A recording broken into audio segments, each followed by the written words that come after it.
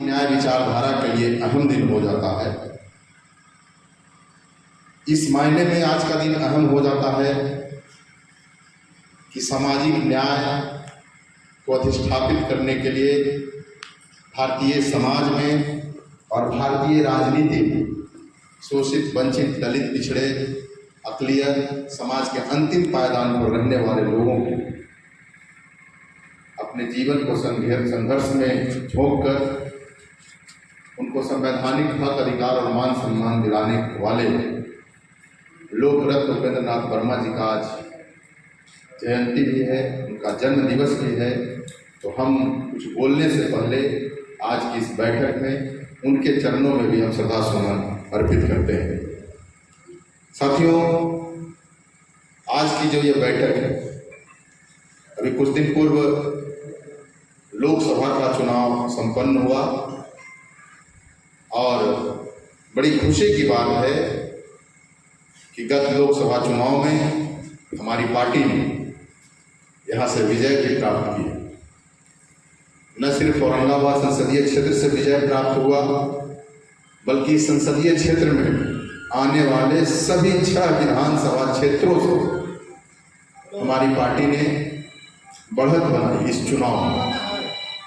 तो ये हम सब कार्यकर्ताओं के लिए, पार्टी के साथियों के लिए, पार्टी के लिए हौसला बढ़ाने वाला ये परिणाम था।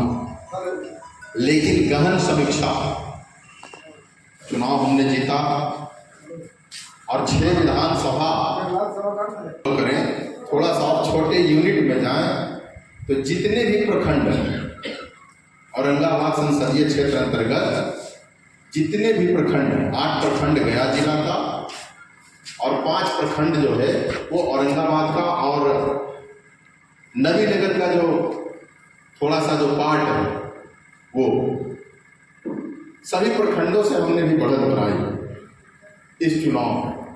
तो ये और हौसला बढ़ाने वाली बात है कि प्रखंड स्तर तक जो है हमारी पार्टी ने बढ़त बनाई ओवरऑल।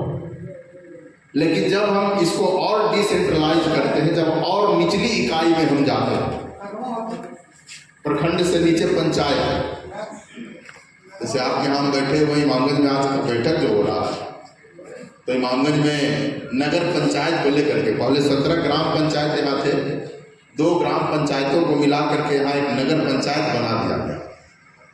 तो अब कुल यहाँ 15 ग्राम पंचायत और 1 नगर पंचायत, कुल 16 यहाँ यूनिट है प्रखंड के अधीन। तो जब हम उसमें जाते हैं तो सभी पंचायतों में हमने बढ़त नहीं बना पाए हम लोग, सभी पंचायतों। जब उससे नीचे जाते हैं बूथ पर, क्योंकि चुनावी लड़ाई बूथ पर ही होती है और हर पार्टी का स्ट्रेटजी होता है कि बूथ जीतेंगे तो चुनाव जीतेंगे। हालांकि सभी बूथों का सामाजिक बनावट जो है वो आपके मिजाज का, आपकी जो राजनीति की विचारधारा है वैसी नहीं है, लेकिन फिर भी हमारी कोशिश है, हम किसी के विरोधी ही नहीं है और हम तो जगदेव प्रसाद जी के मानने वाले, उनके सिद्धांत पर चलने वाले हैं कि जिसकी जितनी भागीदारी उसकी उतनी हिस्सेदारी। हम किसी का हक और हिस्सा मारने वाले लोग नहीं हैं। लेकिन वर्षों से जो लोग इस देश के साधन संसाधन पर, इस समाज के साधन संसाधन पर कुंडली मान के बैठे हुए, उनको लगता है हम जब बराबरी की बात करते हैं, हक अधिकार की बात करते हैं, सबको उसके भागीदारी के अनुरूप हिस्सेदारी देने की बात करते हैं, तो उनको लगता है कि हमारा विरोधी है, ये हमारा दुश्मन है। जबकि हम उसका हक छीनना नहीं चाहते। हम चाहते हैं कि तुम भी जितना हो, तुम्हारी समाज में जितनी भागीदारी है, तुमको भी उतना हिस्सेदारी मिले। जगदेव प्रसाद जी का यही सिद्धांत था।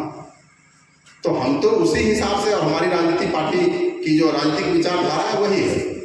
लेकिन फिर भी वैसे लोग जो इस धारा को, जो जगदेव प्रसाद जी और लालू प्रसाद यादव जी के इस सिद्धांत को नहीं मानने वाले लोग हैं, जन्मजात अपना अधिकार समझते हैं, वो लोग हमको अपना विरोधी मानते हैं।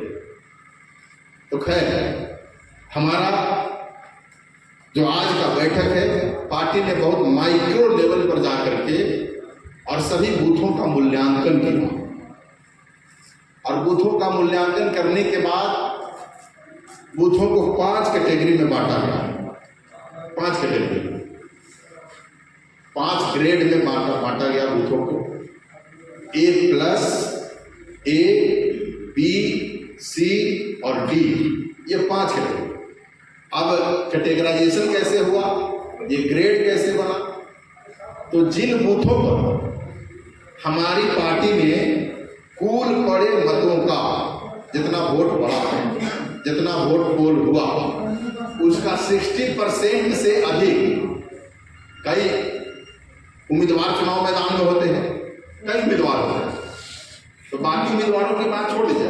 हमारा गुना गणित जो पार्टी ने निकाला कि जिन बूथों पर टोटल पोल्ड वोट का 60% से अधिक, 60% से अधिक वोट हमारी पार्टी को मिला, तो वैसे बूथों को A+ कैटेगरी में रखा गया। उसका ग्रेड A+ है, जहां 60% से ज्यादा वोट हमारे उम्मीदवार को, हमारी पार्टी को मिला। उसके बाद जिन बूथों पर 50% से कुल पड़े मतों का 50% से 59% तक का मत हमारी पार्टी को मिला, उस बूथ का ग्रेड A रखा गया। और जिन बूथों पर हमारी पार्टी को 30% से 49% तक का मत मिला, कुल पड़े मतों का 30% से 49%, उसको B कैटेगरी में रखा गया। उसका ग्रेड उन बूथों का B है। और जिन बूथों पर हमारी पार्टी को कुल पड़े मतों का 20% से 29% मत मिला, 20% से 29% मत मिला, उसको हम लोगों ने, हमारी पार्टी ने C ग्रेड में रखा उस बूथ को। और रह गया D ग्रेड, तो जिस बूथ पर हमको कुल पड़े मत का मात्र 20% से भी कम वोट मिला, 20% से कम वोट मिला, 20% से नीचे, उसको D कैटेगरी में रखा गया। तो ये जो मेरे हाथों में आप जो सूची देख रहे हैं, ये इमामगंज विधानसभा की सूची है। इमामगंज विधानसभा में कुल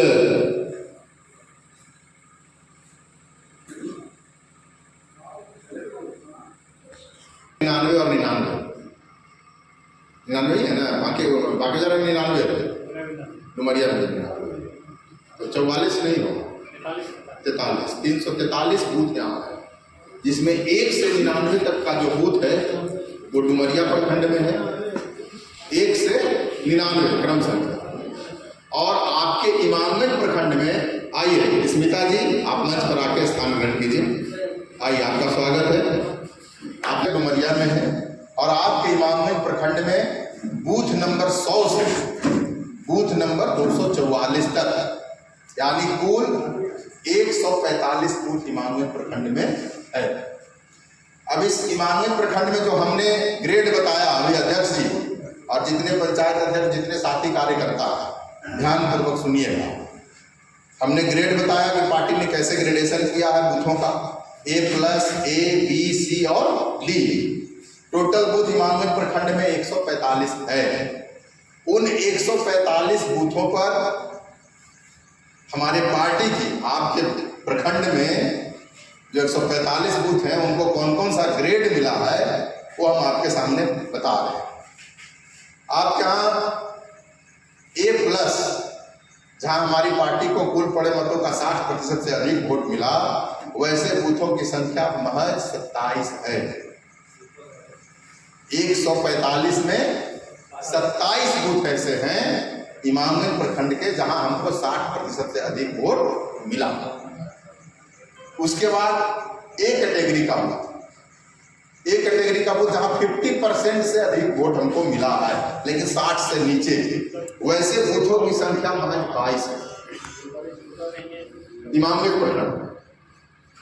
यानी 27 और 22 को हम लोग जोड़ देते तो कितना होता है, 49, यानी आधा से अधिक वोट है 49 बूथ पर। अब बूथ कितना है यहाँ, 145। अब सोचिए, लगभग 31-32% बूथ, 145 का अगर हम लोग परसेंट में निकालेंगे 49 का, तो 31 या 32% आएगा।